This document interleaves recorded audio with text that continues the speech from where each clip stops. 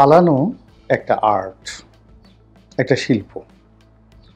যুদ্ধ করা যেভাবে একটি দক্ষতা, যুদ্ধে জয়লাভ করা যেভাবে একটি কৌশল, এবং জয়লাভ করার পর ক্ষমতা সুসংহত করে সুশাসন প্রতিষ্ঠা করা যেমন সফলতা এবং সার্থকতা, তেমনি যুদ্ধক্ষেত্র থেকে পিছিয়ে যাওয়া এবং যুদ্ধক্ষেত্র থেকে পালিয়ে যাওয়া, এটিও একটা আর্ট, বিশাল আর্ট।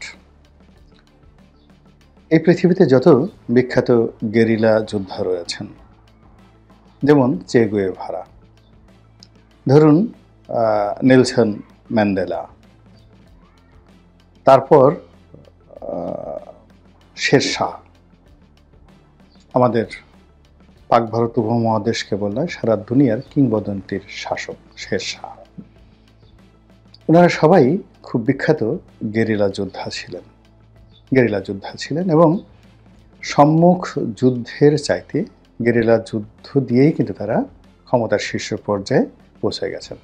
আরও একজন লোক ছিলেন ইখতিয়ার উদ্দিন মোহাম্মদ বিন বখতিয়ার খিলজি। তো এরকম অসংখ্য লোকের নাম আমি বলতে পারবো, যারা যুদ্ধক্ষেত্রে যুদ্ধ করার চাইতে প্রতিপক্ষকে প্রলুব্ধ করে যুদ্ধের মাঠে আনা, তারপর তাদেরকে ঘোরানো এবং তাদের সঙ্গে কোনো যুদ্ধ না করে পালিয়ে যাওয়া,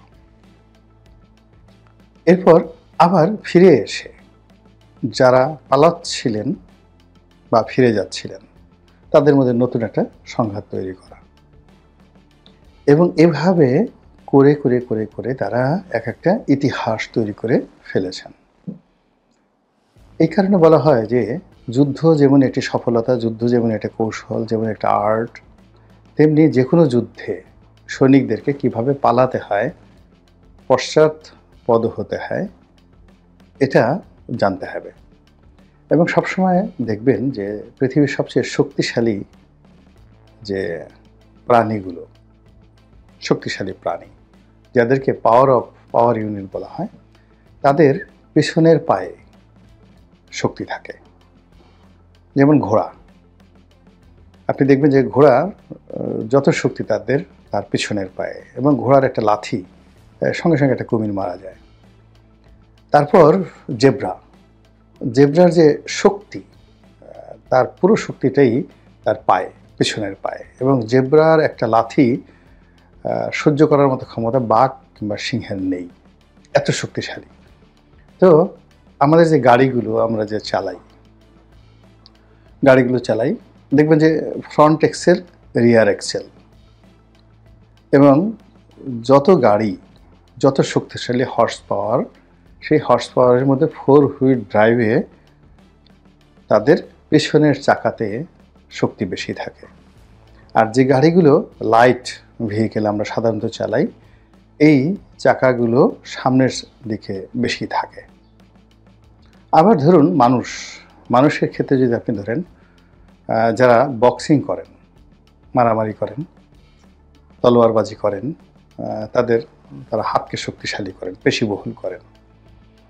কিন্তু যারা রাষ্ট্র পরিচালনা করেন, তারা হাতের চাইতে পাকে বেশি শক্তিশালী করেন। এই যে সেনাবাহিনী যে লেফট রাইট করে, সারাক্ষণ যে লেফট রাইট করে, এই লেফট রাইটের মধ্যে মূলত তাদের পাকে সচল রাখা। বিজ্ঞানের দৃষ্টিতে যদি আপনি পায়ের কার্যকারিতা দেখেন, যে পায়ের তলাতে আপনার মস্তিষ্কের পুরো মানচিত্র দেওয়া আছে, যে পায়ের তলায় কোথায় চাপ দিলে আপনার হার্টের ভালো হবে, কোথায় চাপ দিলে চোখ ভালো হবে, কোথায় চাপ দিলে মস্তিষ্ক ভালো হবে, পুরো পায়ের নিচে তার একটা মানচিত্র, ম্যাপ এবং মেন সুইচ পায়ে দেওয়া হয়েছে। পায়ের দুটো গোড়ালির জয়েন্ট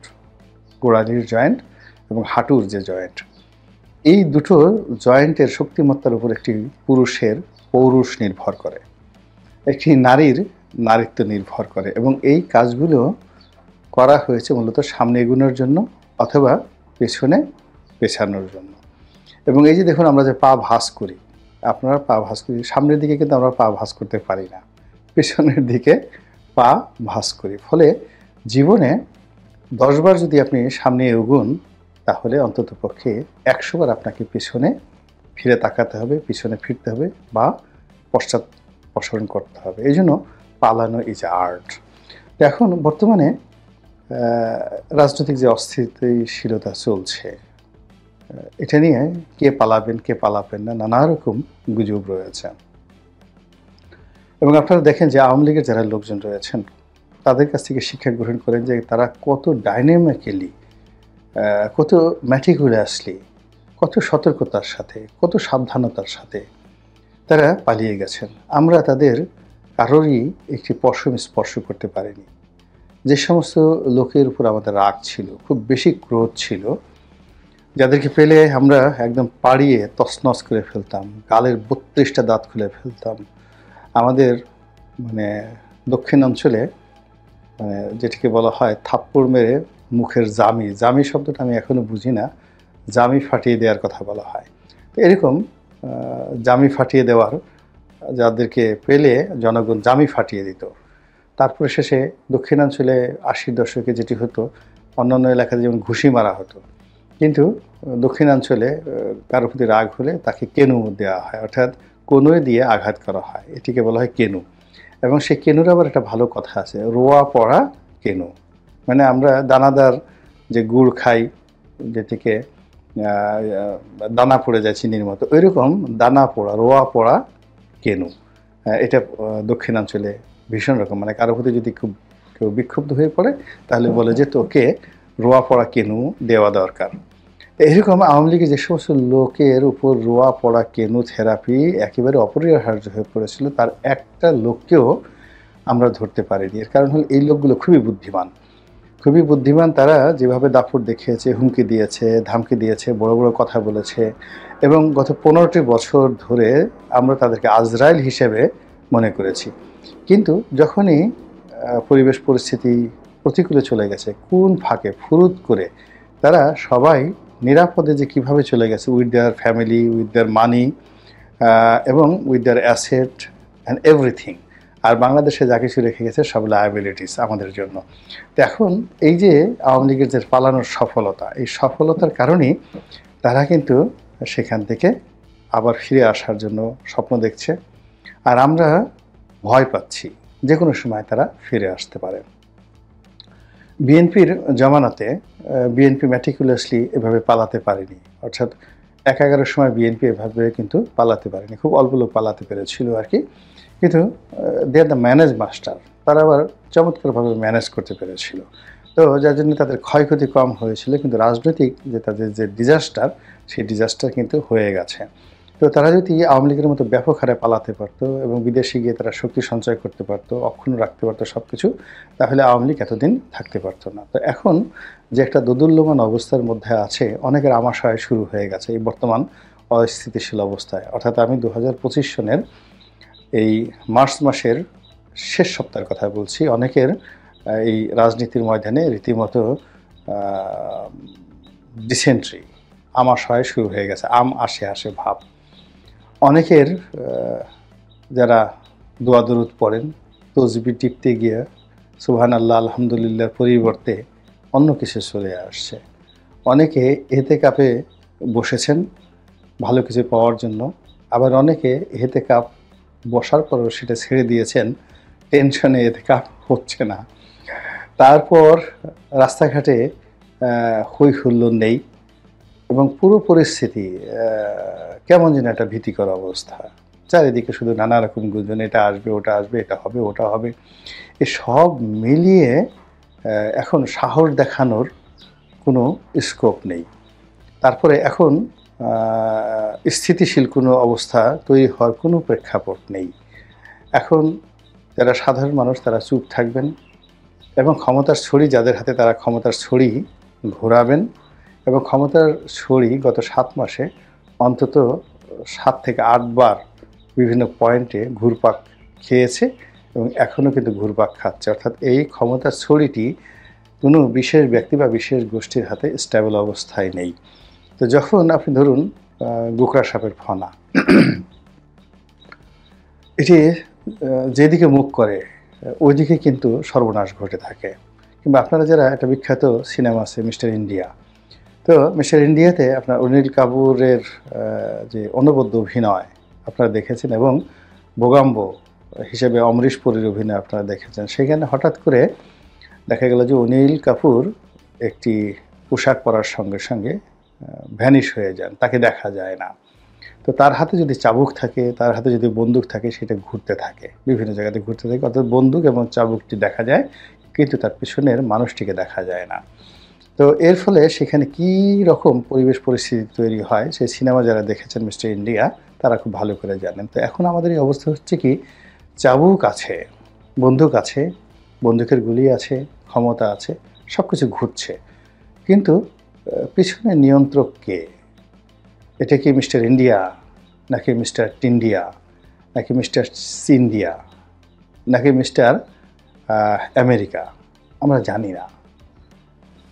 আমরা জানি না, বলতে পারি না যে আমরা ভোট দিতে পারবো কি পারবো না। ইলেকশন যে ডিসেম্বরে হবে কি হবে না, শতভাগ আমরা বুকে হাত দিয়ে বলতে পারছি না। নির্বাচন হলে কেমন নির্বাচন হবে বলতে পারছি না। ভোটাররা কি আসবে, নিশ্চিন্তে ভোট দিতে পারবে? জনগণের রায় সেখানে প্রতিফলিত হবে আমরা বলতে পারছি না। আওয়ামী লীগ কি আসবে কি আসবে না, জামাতের অবস্থা কি হবে, বিএনপির সঙ্গে শেষ পর্যন্ত কারা থাকবে, বিএনপির মনোনয়ন কারা পাবে, বিএনপির বিদ্রোহী কারা হবে, বিএনপি যদি ক্ষমতায় আসে তারেক রহমান কি প্রধানমন্ত্রী হবেন, তিনি এখনও কেন দেশে আসছেন না? এরকম হাজারো প্রশ্ন, হাজারো অনিশ্চয়তা এবং হাজারো নির্বাক অনুভূতি। কিছু অনুভূতি আছে can better imagine than describe, আমরা বুঝতে পারি, সবাই বুঝতে পারি, কিন্তু আমরা সেই কথাগুলো বলি না বা বলতে পারছি না।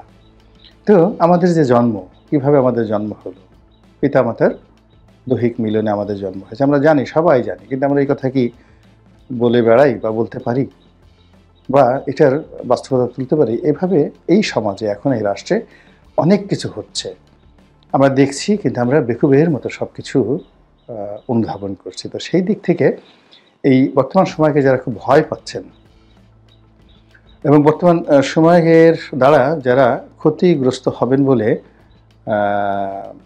আশঙ্কা করছেন, তাদের জন্য সর্বশ্রেষ্ঠ সময় হলো এখন পালিয়ে যাওয়া।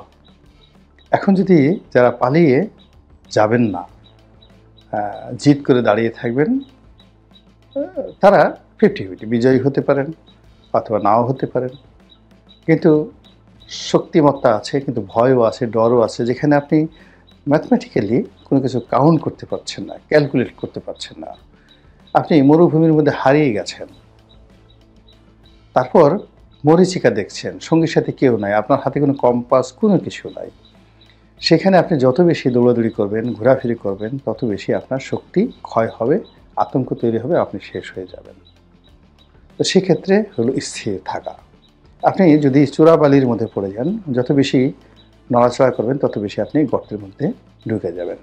তো কাজেই আপনি যে কর্ম করবেন, এখন বর্তমান কর্ম বলতে আপনি রাজনীতি করবেন, ইলেকশন করবেন, নির্বাচন করবেন, দেশ চালাবেন, কিন্তু এর যে ম্যাথমেটিক্সগুলো রয়েছে,